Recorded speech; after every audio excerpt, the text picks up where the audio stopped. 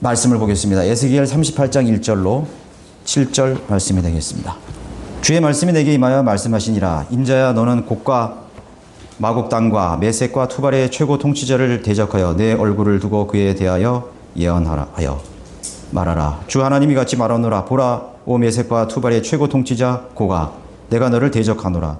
내가 너에게 돌이켜 내 아가리의 갈고리를 꿰어 너를 끌어내리니 내 모든 군대와 말들과 기병들이라. 그들 모두가 모든 종류의 완전한 갑옷을 입었으며 큰 방패들과 작은 방패들을 가진 큰 무리로 그들 모두가 칼을 든 무리요. 그들과 함께한 페르시아와 에디오피아와 리비아인데 그들 모두는 방패와 투구로 갖추었고 고멜과 그의 모든 부대인데 북쪽 지방의 토갈마의 집과 그의 모든 부대이며 너와 함께한 많은 백성들이라. 너는 예비하고 너와 내게 모인 모든 집단은 스스로 예비하여 너는 그들에게 감시자가 되라. 강론드릴 말씀의 제목은 중동에서 벌어진 전쟁이라는 제목으로 말씀드리겠습니다. 네, 지난 2월 28일 미국은 이스라엘과 합동작전으로 이란을 대대적으로 공습했습니다. 미국 대통령 트럼프가 네타냐후의 그러한 그 촉구로 이란 내 핵시설 기능을 갖춘 대표적으로 3개의 지역이 있습니다. 한 12곳이 되는데 대표적으로 이 3곳에 집중 비폭격기를 통해서 그 B2 폭격기는 벙커 버스트를 운용할 수 있어요. 벙커 버스트를 투하해서 지하 90m에서 100m 깊이의 우라늄 농축 시설을 다 파괴했다고 그렇게 밝혀하고 있습니다. 그럼 왜 이스라엘이 미국을 압박해서 이란을 선제 공격했는가 이죠. 네타냐후가 트럼프에게 계속 부추겼잖아요. 촉구시켰잖아요. 공격해야 된다. 지금 공격해야 된다. 그러니까 미국도 트럼프도 이제 마두로를 체포한 그런 여파를 이어가지고 충분한 명분을 가지고 있었던 것이죠. 근데 사실은 이란은요, 핵무기가 한 대도 없어요. 그러니까 그런 걸 가지고 계속 비난하는 것입니다. 미국 뭐 CNN이나 BBC나 이런 그 자유주의 언론들이 계속 트럼프 행정부를 압박하는 거예요. 그러나 네타냐후가 트럼프를 압박해가지고 이란을 친 분명한 명분이 있어요. 핵무기가 없지만 핵무기를 제조할 수 있는 바로 그 직전까지 다 와 있다는 것이에요. 그러니까 80% 이제 단계에 온 것입니다. 그러니까 조금만 지체하면은 바로 이제 이 핵무기 탄두를 만들 수 있는 그런 능력을 갖추고 있는 것입니다. 사실 이란은 우라늄 농축 시설을 전 세계에서 최고로 많이 운영하고 있는 그런 국가로서 고속 원심 분리기를 수천 대 운영하고 있는 거예요. 굉장히 위협적인 나라입니다. 그래서 이 중동 전 나라의 국가들뿐만 아니라 특히 이스라엘의 가장 큰 위협인 그런 국가로 이제 주목을 받은 것이죠. 그래서 이제 이스라엘 정부도 어떻게 하면 이란을 선제 공격해서 그러한 핵무기 제조를 좌절시킬까에 대해서 계속 지금까지 크고 작은 그런 공습을 해왔던 것입니다. 그러나 그 너무 깊이 어느 곳에 있는지 알 수가 없기 때문에 그걸 알지 못했어요. 그러나 지금까지 미국 모사드라든가 미국 CIA라든가 그런 여러 가지 정보기관을 통해서 이란이라는 국토는 굉장히 요새와 같은 국가예요. 그러니까 제가 알기로 이스라엘 면적이 한 84배? 제가 그렇게 기억하고 있는데 엄청 넓은 거예요. 그 어디에다 숨겨 있는지 몰라요. 북한도 그거는 비교가 안 되는 것입니다. 그래서 이제 그 농축 우라늄을 약 한 400kg 정도 이제 다 농축을 완성했어요. 그러면 이 400kg의 농축 우라늄을 가지고 장거리 핵탄두를 10개 이상 만들 수 있는 수준에 온 것입니다. 한두 개만 있어도 위협적인 것이거든요. 핵탄두 하나, 히로시마에 한 몇백 배 되는 탄두 하나가 떨어지면은 그냥 그 나라는, 이스라엘은 조그만 나라이기 때문에 완전 지구상에서 사라지는 것입니다. 전멸이에요, 전멸. 그래서 우리가 핵탄두 하나 발사하는 것 때문에 굉장히 예민하잖아요, 지금요. 또 예민하고, 이제 예민하다고요. 자, 그런 것을 몇 개, 10개 이상 만들 수 있는 거죠. 그 10개 이상을 만들 수 있는 장소가, 은신처가 12곳이나 된다는 거예요. 자, 그럼 이란은 과거에 페르시아 제국이었습니다. 예, 페르시아 제국이었어요. 페르시아는 다니엘의 예언에서 두 번째 등장하는 강력한 제국이었습니다. 유대인들이 하나님을 배교하고 대적해서 죄를 지었을 때 하나님께서는 남유다 지파를 바벨론으로 끌려가게 했어요. 느부갓네살에 와서 국토를 초토화시키고 다 포로로 끌려갔습니다. 70년까지 너희들은 포로로 있을 것이다 예언했는 거예요. 70년이 다 찼을 때 하나님께서 키루스, 코레스 대제를 통치하게 해가지고 그 주변에 있는 그런 여러 제국들을 정복해서 코레스가 황제가 된 것입니다. 이 코레스는 유대인들에 대해서 선대했어요. 왜 선대했을까요? 성경을 이루어지게 하려 하심이라.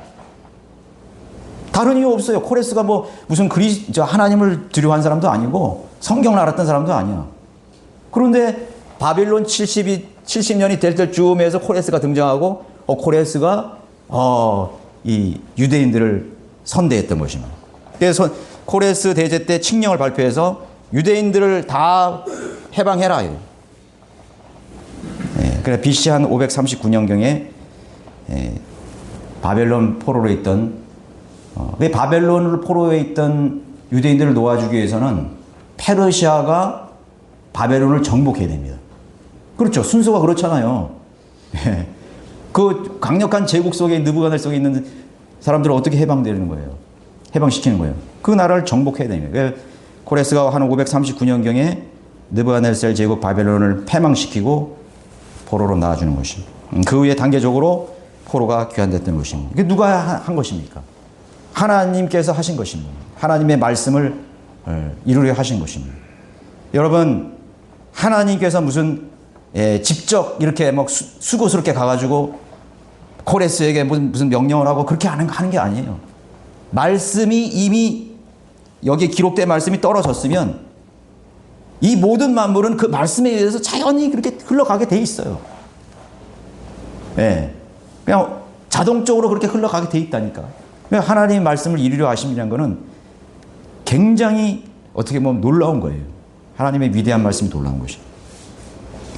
다니엘이 보여줬던 그런 그 신상에서 그대로 그 제국의 흥망성쇠가 이어졌던 것입니다. 자, 역사는 반복된다고 했죠. 그 왜 반복되는지 아십니까? 하나님의 예언이 성취되기 위해서 반복되는 거예요. 이중 적용이 되는 거예요. 이중 적용. 그러니까 페르시아에 대한 예언은 그 말씀이 떨어진 직후에 페르시아라는 나라가 등장하고 난 후에 역사에서 그 말씀대로 그대로 반복적으로 성취되는 거예요. 반복적으로. 그리고 반복적으로 성취되다가 맨 마지막 인류가 역사가 다 끝날 때 똑같이 그렇게 완전하게 끝에 마지막 때 정확하게 예언이 돼서 이 지상의 민족들이 운명을 결정이 되게 되는 것입니다. 그래서 반복되는 이유는 하나님께서 성경 기록을 통해서 미리 예언된 말씀이 성취되기 때문에 반복적으로 이루어진 거죠. 그래서 이 역사의 반복적인 진행에는 반드시 구심점이 있습니다. 그 구심점이 되는 존재가 바로 하나님의 선택된 민족인 이스라엘이 그 구심점에 항상 있었어요. 로마 제국의 등장과 패망, 그 구심점에 이스라엘이 있었어요. 유대인들이 있었다. 모슬렘 국가의 등장, 그리고 전성기, 그 중심에 유대인들이 있었어요. 징기스칸의 등장, 그 중심에 유대인들이 있었다는 거예요. 왜 징기스칸이 수천 킬로, 수백 킬로를 말을 타고 이동해가지고 중동을 정복하고 모슬렘을 정복하고 헬라족을 정복하고 심지어는 유럽, 서부 유럽 그리고 러시아를 정복했을까? 그 중심에 유대인들이 있었던 것입니다. 현재 벌어지는 중동 전쟁 역시 이스라엘과 연관되어 있죠. 그 사람들은 그렇게 생각해요. 아유, 이스라엘 뭐 문제 속에 그냥 계속 등장하는 거예요. 뭐 하마스, 팔레스타인, 무슨 레바논, 계속 이스라엘이야. 또 터키 이스라엘. 온 세계가 이스라엘에 집중되어 있는 거예요. 아, 이거 조그만 나라 그냥 내버려 두든지 뭐 없어지든지 말든지 왜 그렇게 신경을 쓰는 거예요? 뭐가 있죠? 그래서 그거에 여러분들 이슈를 가져야 되는 거예요. 왜 시끄러운가요? 뉴스의 모든 뉴스를 뜨겁게 열기를 다루는 그 이유를 여러분 우리가 알아야 되는. 이란을 공격하기 위해서 급파된 여러분 항공모함이 몇 대인지 아십니까? 우리 여기 남중국해 대만 밑에 미국, 중국을 저지하기 위해서 작전 중이던 미국 항공모함이 있었어요. 기억나죠? 에이브람 링컨호예요. 에이브람 링컨호가 남중국해를 지키려고 작전을 하고 있는 거예요. 우리 대한민국, 일본, 뭐 다 필리핀, 이런 인도차이나. 그 에이브람 링컨호가 중국을 견제하기 위해서 있었던 아메리카 항모가 인도양을 돌아서 그 먼 중국으로 갔어요. 또 한 대 저너럴 포드 항모입니다. 제너럴 포드하고 에브라임 링컨 항모 전단이 지중해에 한 대 가 있고 그 다음에 이란 인근 아라비아로 이동 배치되어서 작전을 한 거예요. 그 두 대가 이스라엘과 합동작전으로 폭격을 한 것입니다. 이스라엘이 뭔데 그 이스라엘의 앞바다가 지금 지중해잖아요. 그 지중해 한 대 포진하고 있는 거예요. 그 다음에 이란 그 남쪽 앞바다에 그 앞마당이죠. 앞마당에 딱 정박을 하고서 거기에 장거리 미사일이라든가 그다음에 항공모함이 하나 뜨면요. 한 대만 가는 게 아니잖아요. 수십 대의 전함들이 가는 거예요. 구축함 그다음에 항모 전단이라 그러죠. 항모 전단이 움직이는 거예요. 거기다 또 뭐가 갑니까? 거기에 그 실린 그런 폭격기, 전투기, 그다음에 그런 배들 속에서 항모 전단 속에서 발사하는 그런 수많은 그런 미사일들 말이죠. 최첨단 미사일들이 대고 가는 거예요. 항공모함 하나가 뜨면요. 중국 군사력의 40%랍니다. 40%. 항공모함 한 대 뜨면은 중국이 아무리 강력한 군사력을 갖는다 해도 반을 상대할 수 있는 거예요. 어째서 그 미국이 그 항모 전단을 2대씩이나 이스라엘 인근에 배치를 했을까요? 근데 그것도 모자라서 여기에 추가로 지금 이동하고 있는 세 번째 항모 전단이 있습니다. USS 조지 부시함이 항공모함이 또 가고 있는 거예요. 여기 그것뿐만 아니라 또 프랑스 정부에서 프랑스군에서 항공모함 샤를 드골함을 지중해로 이동시켰습니다. 그 이스라엘 전쟁을 돕기 위해서 급파된 것입니다. 이상하잖아요. 항공모함 하나 운영하는데 얼마나 많은 돈이 드는 줄 아세요? 미사일 하나에 무슨 수천만 원에서 수백만 원. 그걸 수백 수천 대를 날리는 거예요. 왜 그 이유가 뭐죠? 이스라엘의 주인은 하나님이시기 때문이고 그들은 하나님의 눈동자라고 말씀하셨기 때문인 것입니다. 그리고 성경을 성취해 가야 하기 때문인 것입니다. 스가랴 2장 8절에는 이는 만군의 주가 이같이 말하니라. 그 영광 후에 그가 너희를 약탈한 민족들에게 나를 보내셨나니 이는 너희를 손대는 자가 그의 눈동자를 손대는 것이기 때문이라. 이스라엘을 손대는 자는 하나님의 눈동자를 손대는 것과 동일하게 취급해야 하는 것이에요. 그래서 하나님께서 이스라엘을 보호하시는 것입니다. 이스라엘이 지금 배교한 상태죠. 그러나 하나님께서 이스라엘을 버리지 않았다는 걸 보여주는 것입니다. 이스라엘의 배교, 하나님을 떠난 것의 마지막 심판인 대환란이 있는 것입니다. 시편 17장 8절에는 나를 눈동자처럼 지키시고 그의 날개 그늘 아래 감추사라고 말하고 있습니다. 이스라엘의 배교했을 때 하나님께서는 이스라엘을 적대 국가를 통해서 하나님께서 막대기로 사용하셔서 징계하시고 심판하십니다. 그런데 우리가 알아야 될 것은 뭐냐면 그 막대기와 심판의 도구로 사용했던 민족을 하나님께서 다시 보응하신다는 거예요. 보응하셔요. 이스라엘이 벌을 받아야 마땅한데 하나님께서 그 주변에 아시리아나 뭐 에돔이나 아니면 바벨론을 통해서 심판하셨단 말이에요. 심판하셨, 그 도구로 사용하셨어요. 근데 그 도구로 사용했던 그 민족들을 하나님께서 보복하시는 거예요. 응징하시는 거예요. 그래서 이스라엘을 심판하는 도구로 사용돼서는 안 된다는 것을 가르쳐 주고 있는 거예요. 이스라엘이 아무리 잘못하고 아무리 배교하고 믿음이 없는 그런 민족이라도 할지라도 심지어는 반인륜적인 그런 민족이라도 절대로 이스라엘에 대한 평가는 완전히 하나님의 손에 맡겨야 되는 것입니다. 성경의 가르침은 뭐냐면 아브라함의 언약이라고 있죠. 너에게 너를 축복하는 자가 복을 받을 것이고 너를 저주하는 자가 저주를 받을 것이다. 그게 아브라함의 약속이에요. 유대인들에 대한 그런 복과 저주의 약속이에요. 너를 축복하는 민족은 복을 받을 것이고 너를 저주하는 자는, 너를 박해하는 민족은 망하리라. 그래서 하나님의 도구로 막대기로 되지 않도록 해야 됩니다. 결정을 해야 됩니다. 성경을 알아야 그걸 하는 거거든요. 성경을. 그래서 미국 사람들은 성경을 알기 때문에 유엔의 편에 서지도 않고 유럽연합의 편에 서지도 않고 지금 이스라엘이 미국이 공격했을 때 유럽연합들이 전부 반기를 들고 일어났어요. 유엔에서 반기 들고 나 있어요. 지금 전세가 다 그래요. 트럼프만이 유엔의 합의를 무시해버리고 이스라엘 편에 서는 것입니다. 그 배후에는 하나님을 두려워하는 미국 상하원 의원이죠. 여러분, 국회에서 동의하지 않는 것은 파병이 안 돼요. 우리나라 그렇잖아요. 파병 한 몇백만 하는 것도 왜 그렇게 힘들어? 예? 얼마나 힘들어요. 그냥 그거 국회에서 말이야. 반기를 들고 막 반대하는 거. 파견 못 하는 거예요. 겨우 그냥 군수 지원이나 공병대나 이런 그런 걸 간다고. 힘들어요. 그런데 미국이 그런 결단을 내렸다는 것은 아직도 미국의 정치인들 중에는 배후에는 성경을 아는 사람들이 있다는 것이죠. 그러나 지금 많이 바뀌고 있어요. 많이 바뀌고 있습니다. 자유주의, 반유대의 정서가 계속 쌓이고 있습니다.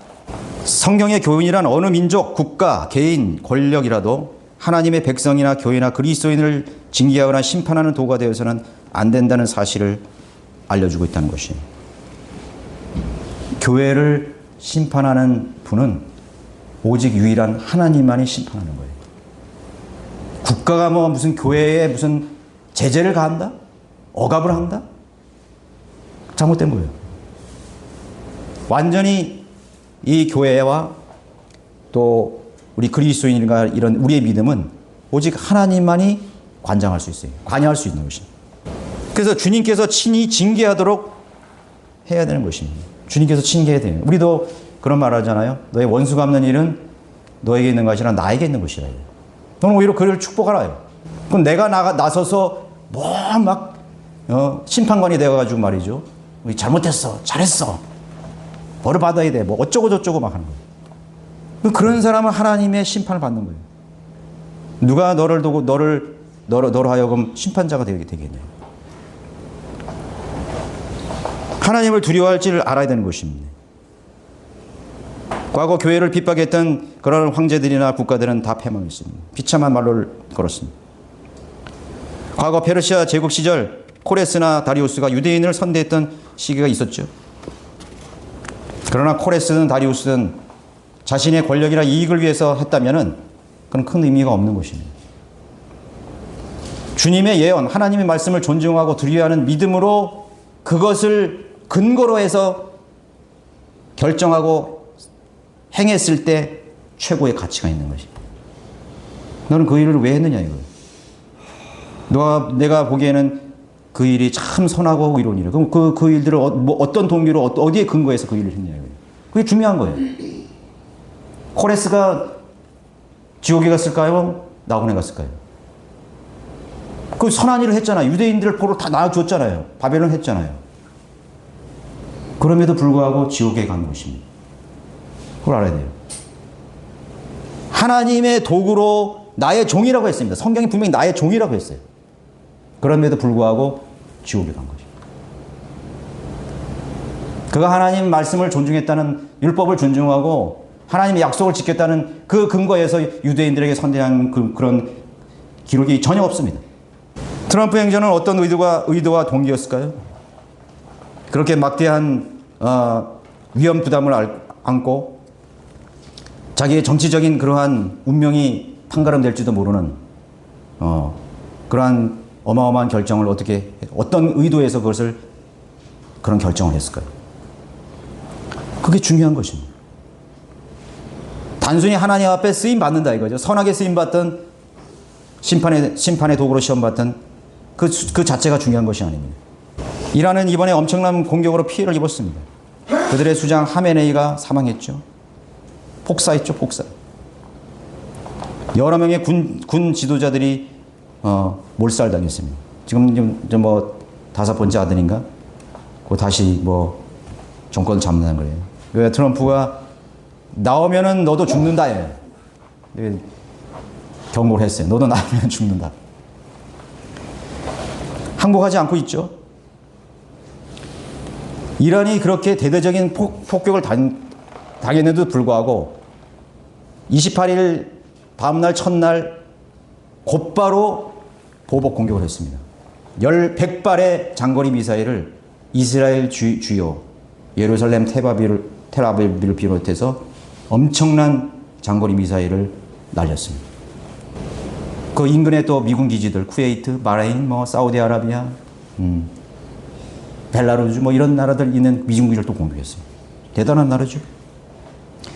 2일째는 약 65발의 미사일 공격을 단행했습니다. 3일째는 25개의 미사일 공격을 감행했습니다. 피해가 많았어요.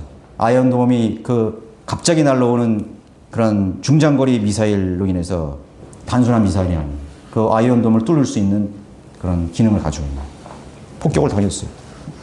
시민들이 죽었어요. 날린 장거리 미사일, 단거리 미사일의 40%가 이스라엘을 겨냥하고 있는 것이에요. 주 목표는 이스라엘이에요. 유대인들이에요. 자폭 드론 공격은 약 2,000대가 발사됐습니다. 보도가 안 되지만 막대한 피해를 입었습니다. 이란은 중동 최대의 미사일 보유 국가로 장거리 탄도미사일이 2,000기가 있다고 추정되고 있습니다. 다 파괴하지 못했어요. 아직도 2,000기. 거기서 10분의 1도 정도만이 지금 날린 거예요.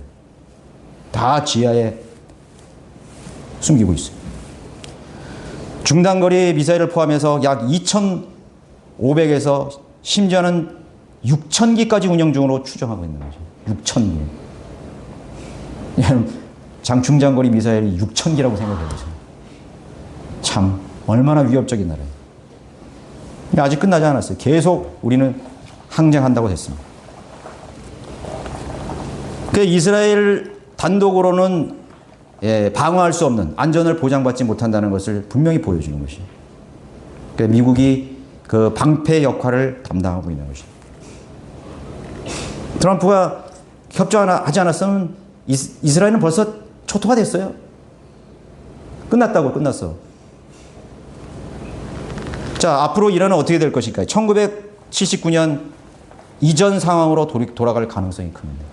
이란이 1979, 80년대는 서구 문명으로 발전된 그런 서구 문명이에요. 여자들이 다 교육을 받고 대학도 다니고 자유스러운 그런 나라였습니다. 그러나 그 모슬렘 혁명 그 지도자가 등극함으로 인해서 다시 옛날 과격한 모슬렘 정권으로 들어가요. 피폐해진 것입니다. 모슬렘 국가의 극단주의 지도자가 이제 패배하고 정권이 내려가고 이젠 친미 정권이 들어설 가능성이 큽니다. 이 전쟁이 얼마나 오래 가게 될지는 모르지만 친미 정권이 들어설 수 있어요. 지금 그 전에 이 공격 전에 테헤란이나 이란에서 여러분 계속 뉴스 보셨죠? 우리 경제적인 이 문제 때문에 시위하고 폭동이 일어나고 말이죠. 그리고 하메네이 정권들이 강경으로 진압해서 시체들이 그냥 쌓아둘 곳이 없다고 그랬잖아요. 병원이 수용할 수 없을 만큼 강경으로 자기 국민들을 다 폭력으로 진압하고 있었던 상황이에요. 그런 명분도 있었습니다. 그래서 이제 친미 정권이 들어서고 평화 무드가 이제 조성될 가능성이 있어요. 그러나 그것이 마지막 결과가 아닙니다. 본문에서 곡과 마곡의 땅, 메섹과 투발왕이 등장하는데 5절에서 보시면은 그들과 함께한 페르시아와 에디오피아와 리비아인데 그들 모두는 방패와 투로 갖추었고라고 기록을 하고 있습니다. 자, 이 지금 38절에 오늘 우리 읽은 본문은 천년 왕국이 끝난 그런 지상의 상황입니다. 예수 그리스도의 천년 통치가 이제 끝났음에도 불구하고 다시 적그리스도의 버금가는 그런 지도자가 세워집니다.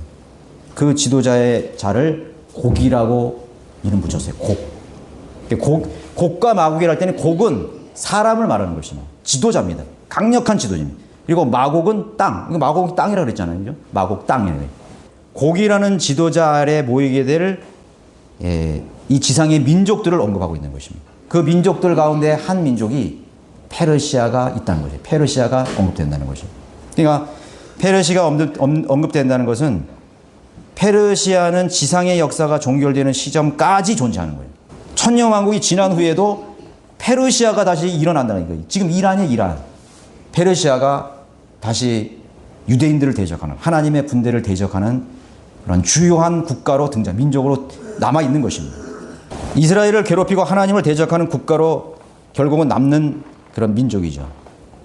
그러나 결국은 하나님의 심판으로 패망하게 되는 것입니다. 사탄은 곡을 통해서, 강력한 지도자인 곡을 통해서 사면으로부터 이스라엘 민족 팔레스타인 땅을 압박해서 들어오게 될 것입니다.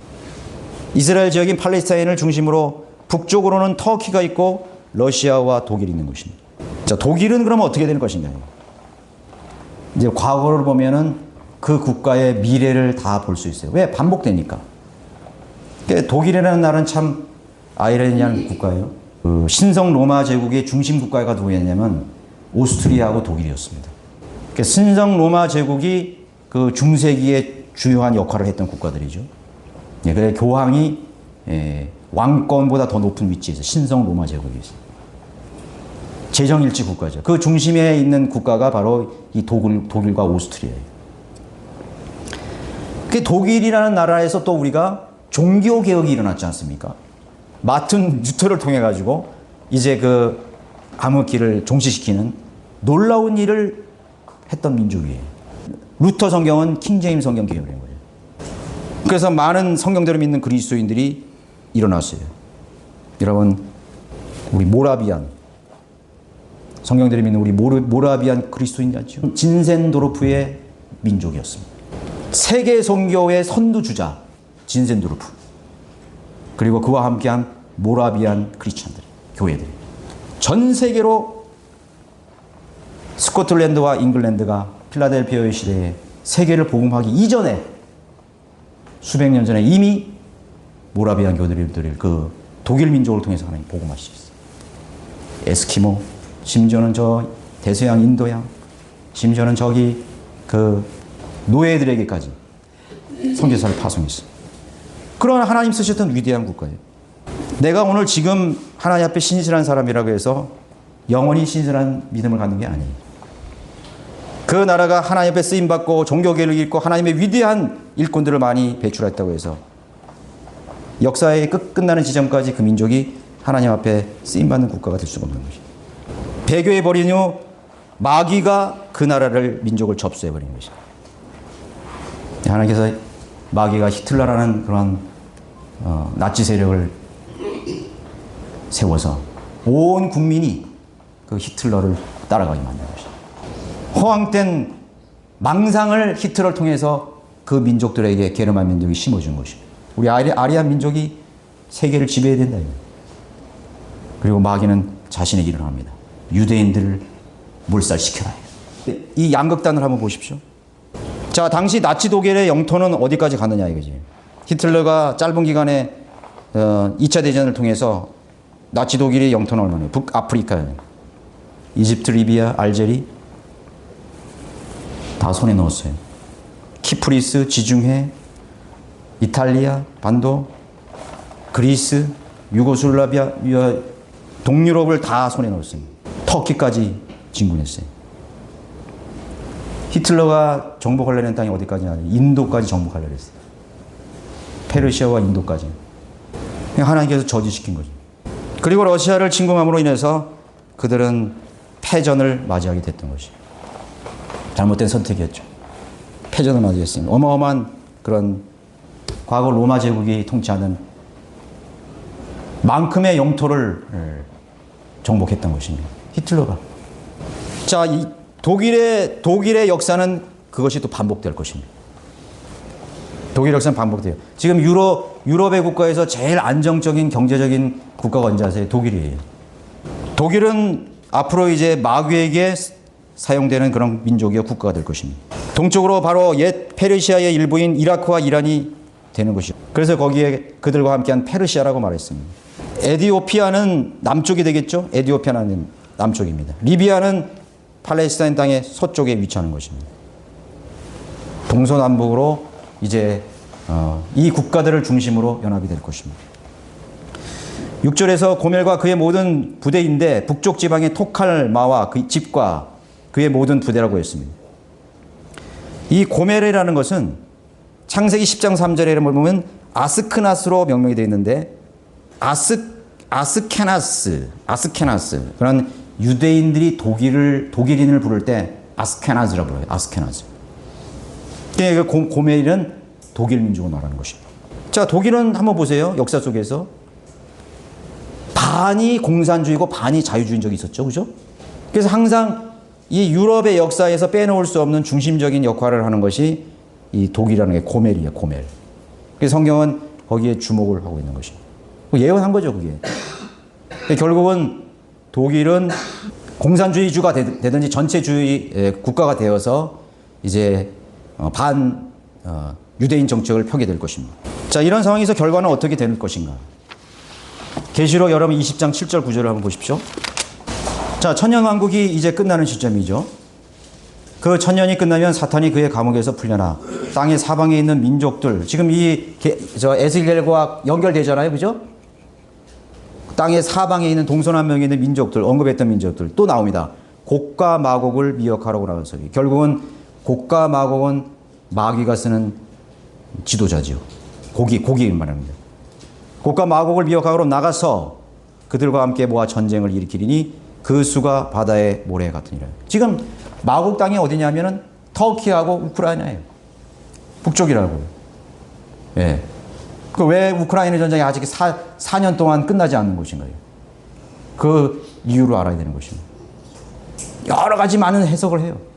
유대인들이 가장 많이 참혹하게 죽었던 생매장에 됐던 땅이 우크라이나 땅이에요. 그리고 지금 신나치주의라고 그러잖아요. 신나치주의. 우크라이나는 신나치주의라고.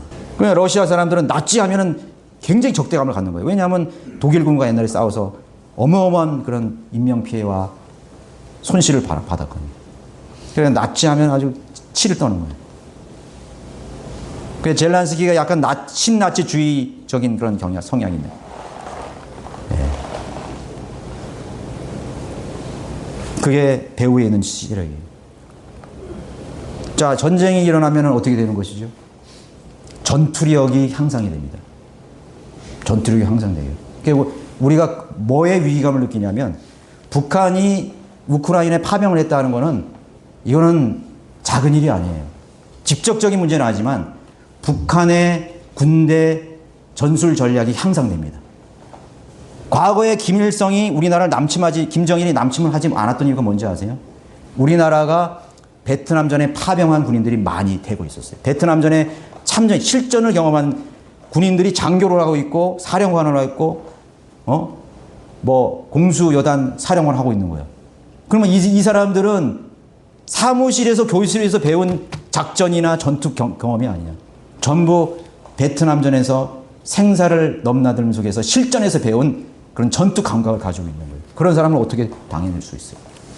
그러니까 김일성이가 함부로 우리나라를 남침 못했어요. 남침할 수 있는 기회가 많았어요. 그게 중요한 거예요. 네. 그래서 지금 북한이 우크라이나에서 전투 경험을 가지고 많은 피해를 받았죠. 얼마나 많은 피해를 받았죠. 그런 피해 속에서 그 사람들은 학습이 되는 것입니다. 무기 운영 체계. 그리고 이 현대전에서 드론 공격이 있었잖아요. 지금 북한에도 드론 지금 아주 기술이 어마어마하게 상상됐을 거라고. 모든 시스템을 다 바꿨어요. 북한은요. 예. 북한의 그런 전투 그런 작전 수행 능력이라는 거는 전투를 경험함으로써 향상되는 것이죠. 그러니까 우크라이나 전쟁은 전쟁 연습장이었던 것이죠. 전쟁 연습장이에요. 러시아도 그렇고요. 그러니까 러시아가 군사력이 나쁘다, 뭐 까보니까 얼마 안 된다 그렇게도 말하지만은 사실 그게 아니에요. 재래식 무기만 다 소비한 거예요. 재래식만. 그 숨겨진 러시아의 그런 군사력인가는 어마어마해요. 뭐 로켓 기술이 미국이 버금가잖아요. 미국보다 더 많이 아마 더 먼저 달에 갔던 그런 나라 아니에요. 자, 마국은 그런 러시아 땅, 우크라이나 땅의 민족들이 결집하는 것입니다. 러시아가 우크라이나 땅을 완전히 정복할지 어떤 협상을 통해서 통합된 그런 힘을 갖든지 둘 중에 하나입니다. 그러나 결국은 이 팔레스타인을 점령하기 위한 마지막 그런 전략을 가지게 될 그런 민족이 될 것입니다. 지상에서 벌어지는 가시적인 전쟁은 모두 배후에서 일어나고 있는 영적 전쟁의 결과라는 걸 알아야 돼요. 자, 계속 읽습니다. 땅의 사방에 있는 민족들 곧 마각을 미혹하려고 나서 그들을 함께 모아 전쟁을 일으키니 그 수가 바다의 모래 같으니라. 그 땅의 넓은 데로 올라와서 성도들의 진영과 사랑하는 도성을 포위하니 이제 마곡의 민족들, 터키 민족과 우크라이나와 러시아 민족들이 남아한 것입니다. 포위했다 그랬습니다. 하늘에서 그랬을 때 하늘에서 불이 하나님께로 내려와 그들을 삼켜버리다. 끝나버린 거예요. 이건 아마겟돈 전쟁이 아니에요. 아마겟돈 전쟁은 천년왕국 직전에 있었어요. 이건 곡과 마곡의 전쟁이라 가지고 이 지상의 마지막 전쟁이 되는 거죠. 마지막 세계대전입니다.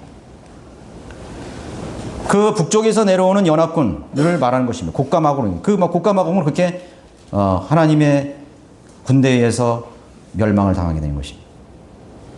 그것을 위해서 지금 준비하고 있는 거예요. 우크라이나가 준비하고 있는 거고 전쟁 연습을 하고 있는 거라고.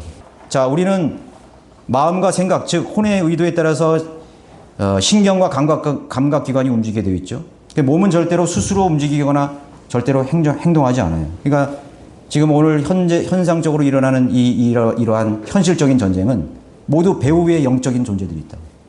우리 몸도 그렇다는 거죠. 우리 몸도 내가 몸이 움직이지만은 몸이 스스로 움직이는 게 아니에요. 내 마음과 생각, 혼의 의도가 있다는 거예요. 혼. 또 그 혼의 의도에 따라서 신경과 감각기관이 움직이게 되어 있습니다.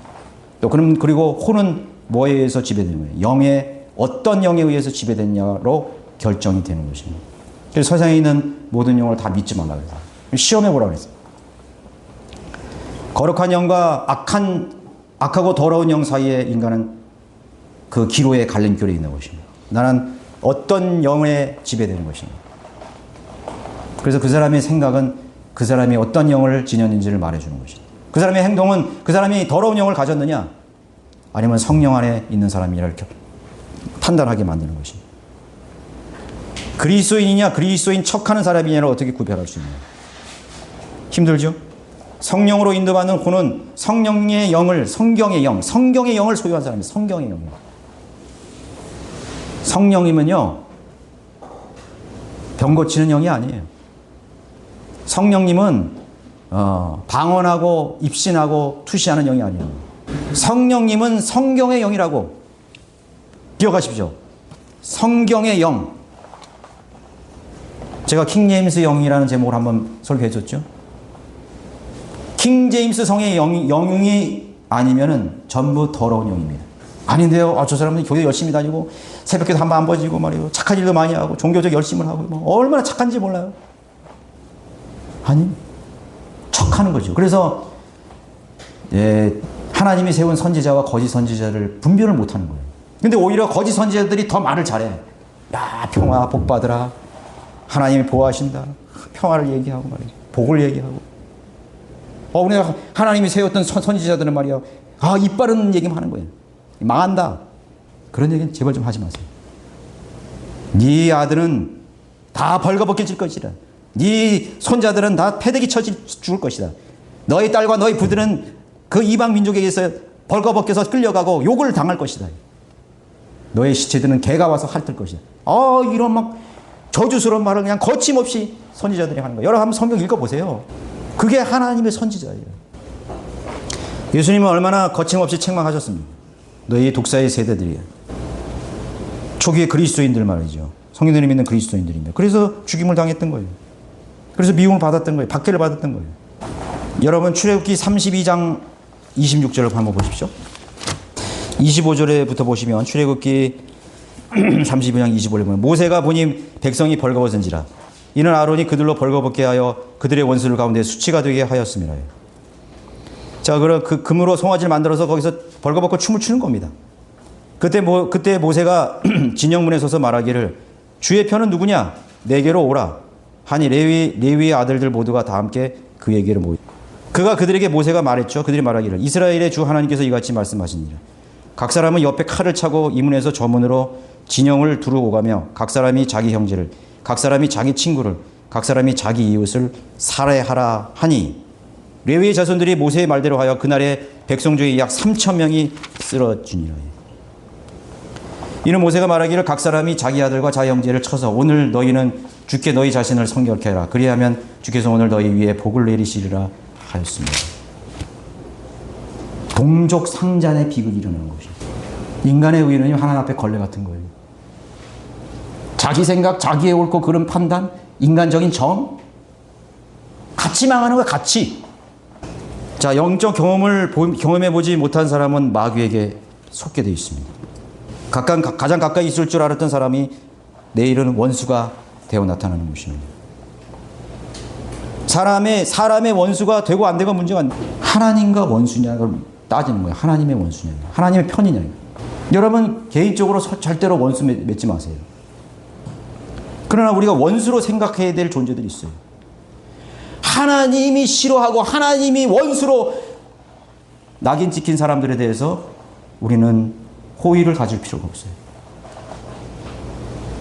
하나님이 심판하기로 결정한 그런 존재들, 그러한 교리들, 그러한 무리들, 집단들, 교회들 똑같이 취급하시기 바랍니다. 쓰레기. 점수를 주지 마세요. 이런 무식한, 이런 쓰레기 같은 것들을 가지고 나한테 왔어? 다 갖다 버려. 저도 제가 옛날에 쓰던 수많은 그런 책들 다 갖다 버렸어요. 좋아하던 거 다 갖다 버렸어요. 나중에 보니까 쓰레기더라고. 자, 사람의 원수가 되고 안 되고 문제가 아니에요. 저 사람이 지금 하나님을 대적하고 있는가? 하나님의 말씀인 성경을 대적하고 있는가? 미국이 현재는 이스라엘의 우방이지만 지도자가 바뀜으로써 반미 유대주의가 세워질 수 있습니다. 곧바로 돌변해서 이스라엘에서 손을 뗄 수 있는 정책을 펼 수가 있는 것입니다. 그건 시간 문제예요. 트럼프가 영원한 미국의 지도자가 되는 게 아니에요.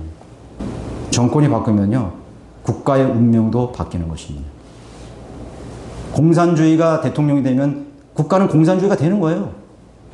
이북하고 우리나라하고 똑같은 민족, 똑같은 언어, 똑같은 정서,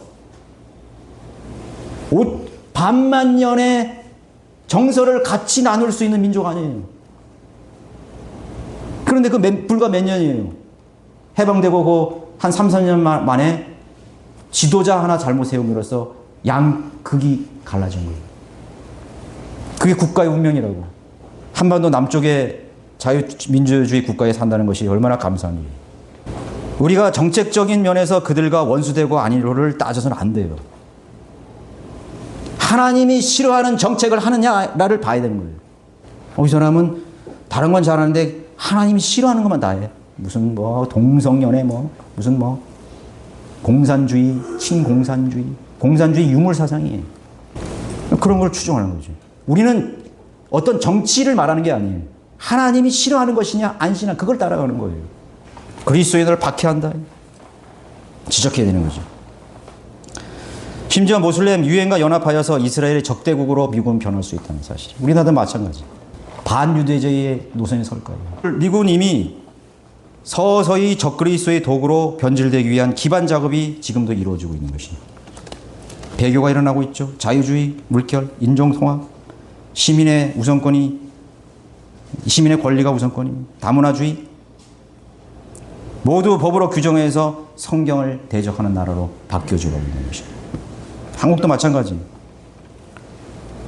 그리스도인은 미국 편이냐 중국 편이냐 이전에 진리의 기준으로 우리가 무장하고 판단을 해야 되는 것입니다. 미국이든 중국이든 진리의 편에서 진리로 판단해야 되는 거예요.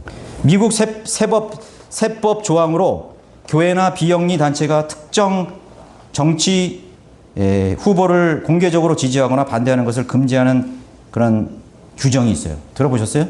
미국 존슨 수정안입니다. 지금 트럼프 행정부가 정권 잡은 후에 이 존슨 수정안을 다 폐기시킨다고 계속 얘기하잖아요. 1954년 이후로 미국은 이 존슨 법안으로 계속 정책을 펴왔어요. 교회라는 곳은 세금을 안 내는 단체잖아요. 그죠? 그 세금을 안 내는 단체가 비영리 단체나 법인 단체인데, 그런 비영리 단체인 특정 교회가 특정 후보를 공개적으로 지지하거나 반대하는 것을 금지시키는 법안이에요. 그게 존슨 수정안이에요.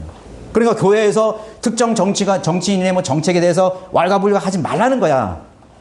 설교자 그럼 하지 말라는 거예요. 만약에 하면은 세금 내게 하겠다 이런 거지. 그게 얼마나 무서워요. 그러니까 세금 내기 무서우니까 정치 발언 안 하는 거예요. 물론 트럼프도 보수의 기독교적인 지지를 얻기 위해서 그렇게 할 수도 있지만 그런 것만으로도 하는 건 아니에요. 예. 그거를 세상에 알리는 거죠. 지금 미국이 이런 상황 속에 있다 이거지. 그래서 교회는 정치적인 발언과 언급을 해서는 안 된다 이거예요. 특정 후보에 대해서 공개하면 안 된다 이거예요. 1994년 미 상원의원 존슨이 제안했던 것이죠. 그래서 교회가 정치적 발언을 하게 되면은 처벌되거나 면세권이 박탈되고 종교 자유는 사라지게 되는 것입니다. 교회의 강단에서 표현의 자유가 위축된다고 트럼프는 생각을 한 거예요. 그런데 그걸 억압하고 돈을 가지고 세금을 안 내고 내는 걸 가지고서 교회를 그것이 바로 교회를 박해하는 것이다. 그렇게 관여하는 것이라고 트럼프는 생각한 거예요. 그래서 많은 이런 보수 기독교 교단으로부터 지지를 받게 된 것입니다. 뿐만 아니라 교회 설교자 강단에서 낙태에 대해서 얘기하면 안 돼. 동성연애에 대해서 언급하면 안 돼. 인종통합 반대에 대해서 설교하거나 주장을 못하게 만드는 법안인 것입니다. 그런 교회가 있죠. 중국의 삼자교회. 중국의 삼자교회는 공산주의 정권이 규정한 그 테두리 안에서만 설교할 수 있어요. 그럼 그 교회예요? 교회가 아니라고요. 점점 이제 그렇게 돼가는 거예요. 과거의 로마 캐톨릭 교회. 정권에 유착된 교황을 비판하거나 황제를 비판하면 파면이야. 그 교회는 파면이 문 닫아야 돼. 심지어는 화형에 처해야 돼. 로마 카톨릭 교황이 규정한 성경만 봐야 돼. 라틴어 성경만 가지고 있어요. 아니 또 읽어서는 안 돼. 그 외의 성경을 얘기하면은 파면이고, 정권이나 권력이 교회에 대해서 한 가지를 억압하려는 것은 그 저의가 있는 거예요. 결국은 그 교회를 접수하려는 것이에요. 자기 정권의 휘하에 놓으려고 하는 마귀의 전략이라는 거 알아요. 그래서 그리스도인들이 죽었어요. 특정 정치인권이 마귀라고 지적했어요. 교황은 적그리스도야. 황제도 마귀의 종이야. 이 강단에서 했다니까. 그러니까 교회를 다 폐쇄해버렸어 그때. 폐쇄해버리니까 이제는 길거리 나가서, 광장과 시장에 나가서 야, 저 적그리스도 얘기해. 교황은 적그리스도. 정치인들은 다 썩고 부패했다. 하나님의 심판이 임할 것이다. 다 잡아가지고 화형시키고 교수형시키고 줄이고 몰살하고 재산을 몰살하고 다 그랬다. 그럼 살아남을 수 있는 교회는 뭐예요? 그거 안 하면 살아남아.